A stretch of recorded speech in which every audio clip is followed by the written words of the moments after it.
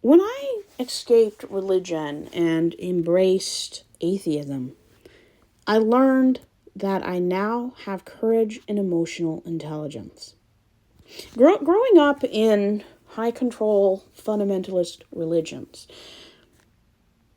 I learned that my religion told me not to have courage, but to adhere to everyone else's standards. I was taught that critical thinking and higher education was a threat to your faith. I was taught that any belief or philosophy that isn't from God or from the Bible is bad. I learned that anything that doesn't bring you back to God or the narrow-minded view of creationism and Christian worldview was offensive and toxic to my religion. I'm tired of having to justify ridiculous mental gymnastics. I mean, my brain hurts just thinking about how I justified believing in certain things.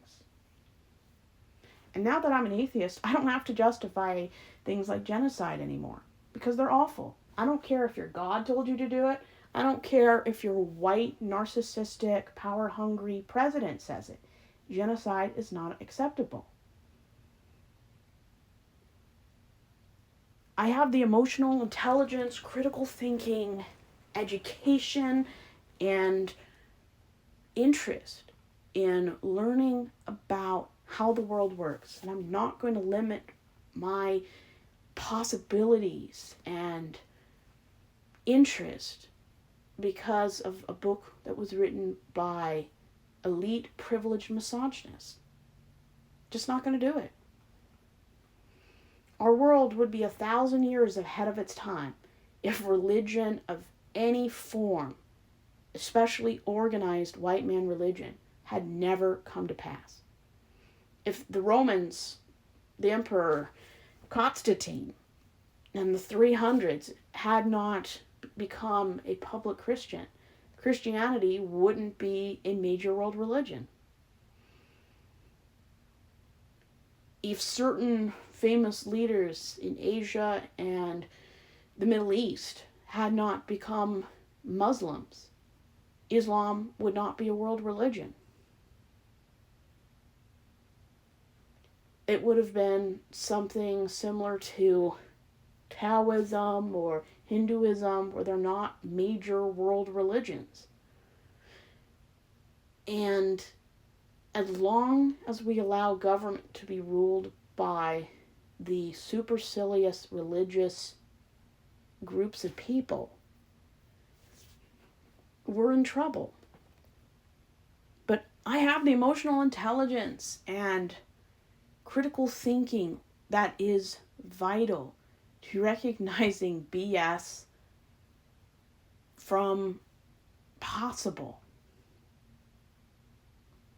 I'm open-minded to anything. You have to be able to prove it. You have to convince me with enough scientific and medical reliable fact and evidence